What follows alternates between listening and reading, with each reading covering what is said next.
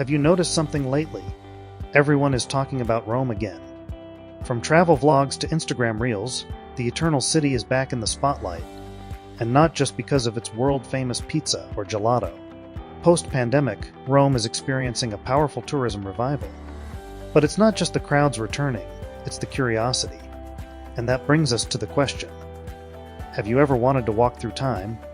Not just read about ancient empires or see old stones behind glass, but to stand where emperors once ruled, where gladiators fought for glory, and where every street corner tells a story older than most countries. Rome is not a city you simply visit, it's a place that visits you back. It lingers. It whispers stories in every piazza, every ruin, every shadow.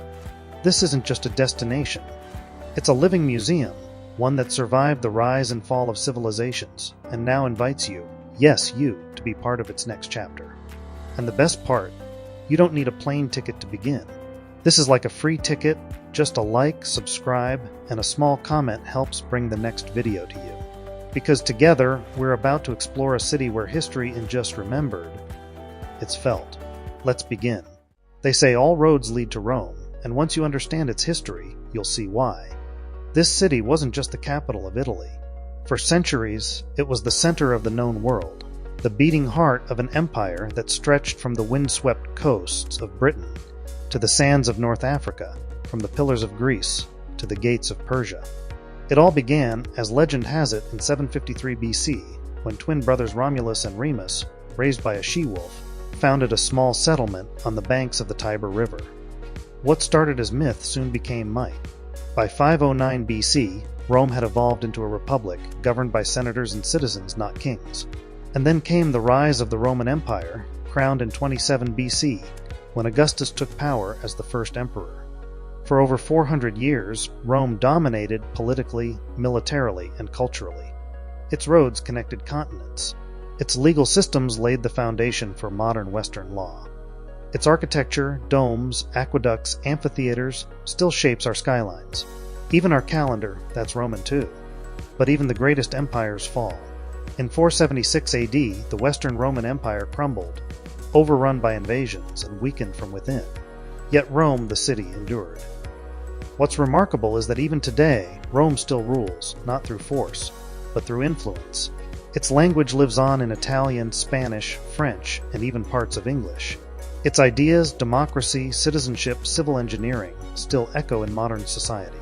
So yes, when people say all roads lead to Rome, they're not just talking about geography. They're talking about legacy.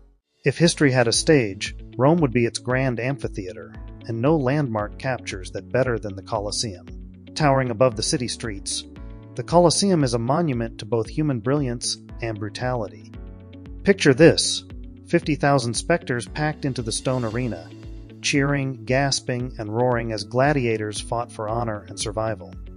Built in just 8 years, this ancient arena saw over 4 centuries of games, including naval battles staged by flooding the arena floor.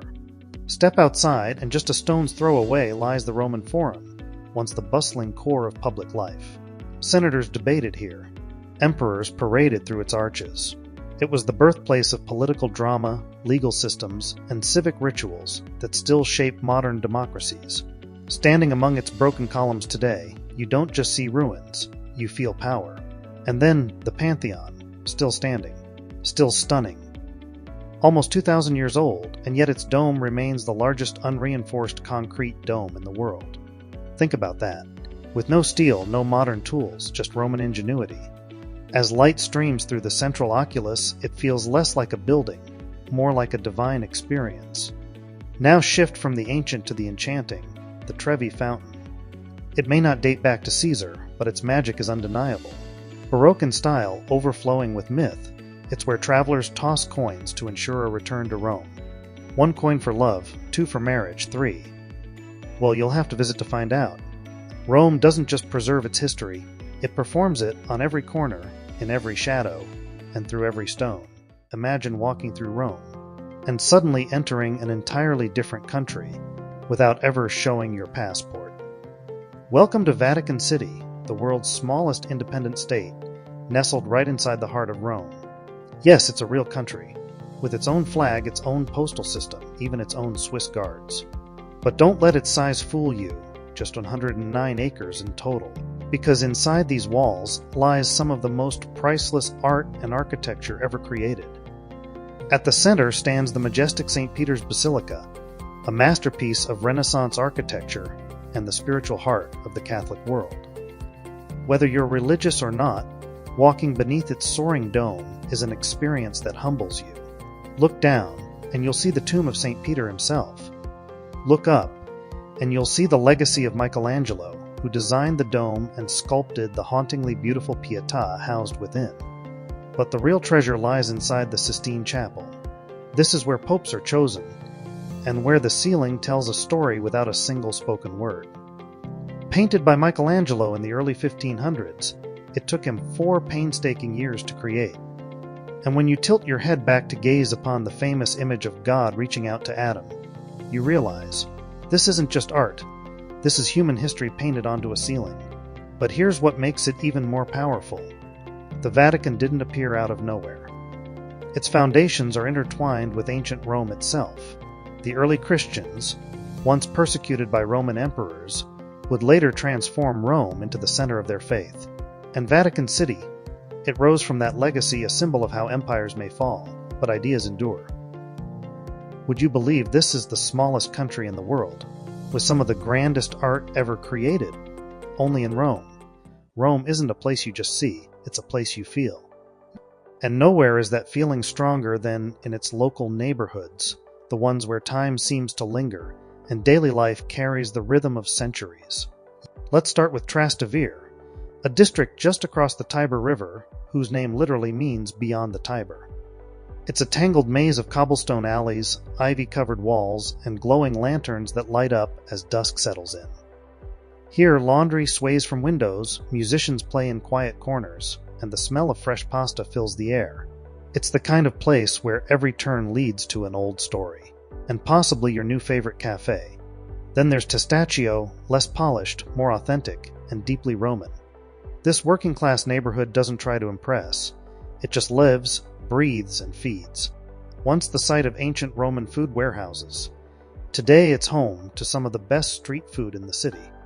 Locals still gather in piazzas, kids still play soccer after school, and families share meals on balconies overlooking ruins older than entire nations. What's truly remarkable is how Romans blend the ancient with the everyday. A medieval church might sit next to a modern gelato shop. A market stall might rise beside a 2,000-year-old wall, and no one bats an eye. Because for Romans, history isn't a monument, it's a companion. Imagine sipping your morning espresso at a street cafe, and realizing you're just blocks away from where Julius Caesar once walked. That's not fantasy, that's everyday life in Rome. This city doesn't put its past behind glass. It lets you live in it. Let's be honest, half the reason people come to Rome is for the food. And the other half is for the second helping. Roman cuisine isn't about fancy presentation or endless ingredients. It's simple, honest, and deeply satisfying, the kind of food that tells a story with every bite. Start with the holy trinity of pasta. Cacio e pepe, cheese and pepper, that's it, but oh so perfect. Carbonara, creamy, made with eggs, pecorino romano, and crispy guanciale. An amatriciana, rich with tomato and a gentle kick from chili. But don't stop at pasta. Try a supplì, a crispy deep-fried rice ball with melted mozzarella inside. Locals call it telefona, because when you break it in half, the cheese stretches like an old telephone cord. Then comes aperitivo hour, not quite dinner, not quite drinks. It's a cultural ritual. Around 6 or 7 p.m., Romans gather at outdoor cafes and cozy bars for a glass of wine or a spritz, served with small snacks, bruschetta, or chips. It's not just about the food. It's about slowing down, watching the world go by, and savoring the moment. But here's the secret. To eat like a Roman, you've got to shop like a Roman. Skip the overpriced spots near the big landmarks. Instead, explore local markets like Campo de' Fiori or Mercato Testaccio, where nonnas still argue over tomatoes, and the prosciutto is sliced paper-thin. Rome has taught the world how to eat, and it does so without trying too hard. So tell me, what would be your first bite in Rome?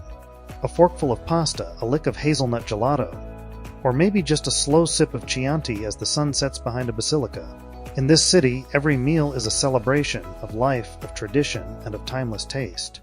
But it's very much alive, and understanding how to navigate its rhythm can make your visit far more enjoyable. First, the do's and don'ts. Do dress modestly if you're visiting churches or the Vatican. That means shoulders and knees covered. These are not just tourist stops, they're sacred spaces. Don't sit or eat on monuments. That includes the Spanish Steps. Not only is it considered disrespectful, but yes, it can get you fined. Rome isn't a city that rushes, it walks. It talks, it lingers.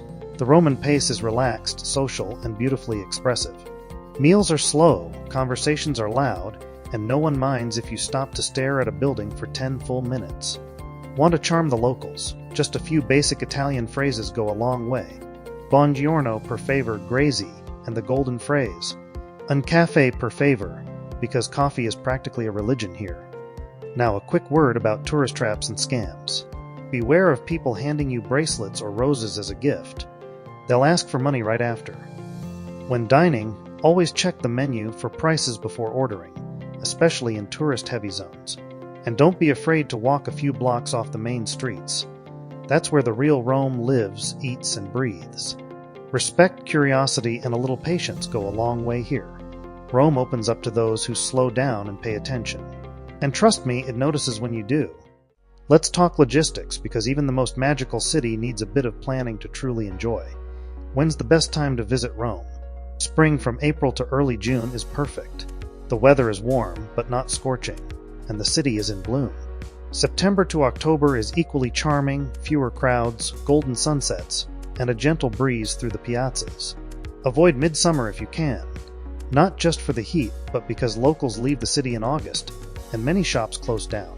Now, getting around. Rome wasn't built for cars, it was built for sandals. The best way to explore, walk. You'll stumble on hidden courtyards, street musicians, and secret gelato shops you'd never find on a map. For longer distances, the metro is fast and simple, with just 3 main lines.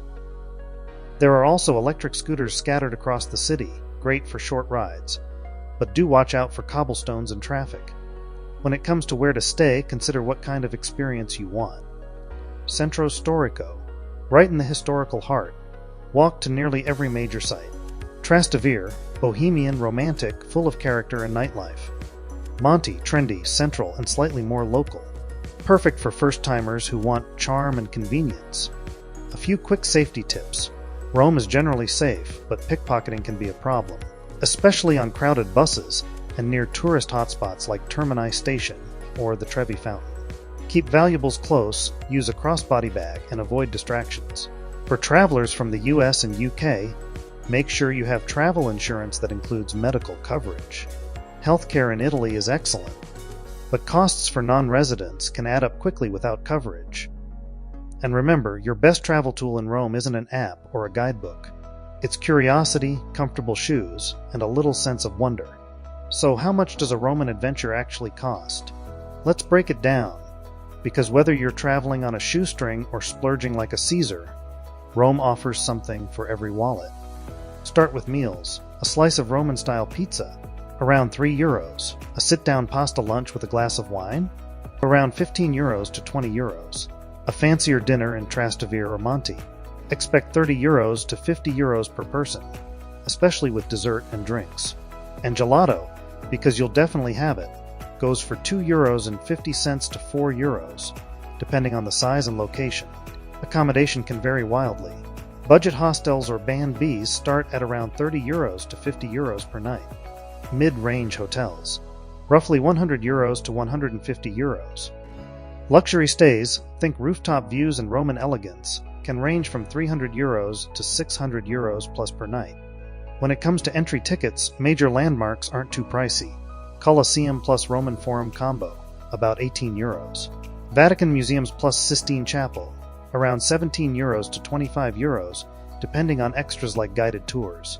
And here's a pro tip. Many museums and sites are free on the first Sunday of each month, including the Colosseum. In fact, some of Rome's best experiences are completely free. Walking through Piazza Navona at sunset, people watching on the Spanish Steps, gazing up at the Pantheon's dome, strolling the Tiber River at night, and of course, tossing a coin into the Trevi Fountain now, Budget versus luxury. Rome does both beautifully. You can grab a sandwich and sit by a fountain for under €10, or dine at a Michelin-starred rooftop restaurant with views of the Vatican for over €200. And compared to cities like Paris or London, Rome is relatively affordable, especially when it comes to food, transport, and entry to attractions. You get history, beauty, and cuisine without draining your travel fund. So whether you're a backpacker or a 5-star nomad, Rome makes every euro feel worth it. So, is Rome worth it? If you've followed this journey, you probably already know the answer. Rome is not just a destination, it's a dialogue with the past. It doesn't whisper history, it sings it. In every stone, every fountain, every winding alley, Rome invites you to pause, to listen, and to become part of a story that began thousands of years ago, and still isn't finished. Whether you're a solo traveler chasing meaning, a couple seeking timeless romance, or a history lover with a thirst for ruins and revelations, Rome embraces you. It's where time folds in on itself. Where a morning espresso sits beside a 2,000-year-old column. Where you can walk the same streets as emperors, artists, saints, and rebels, and leave with your own story etched into the city's memory. So here's your invitation. Book that trip. Get lost in the layers of time, and feel what it means to walk through a place where the past and present live as one. Drop a comment, what's the first thing you'd do in Rome? And don't forget to like and subscribe for more travel wonders from around the world. Because this journey doesn't end here. It's just the beginning.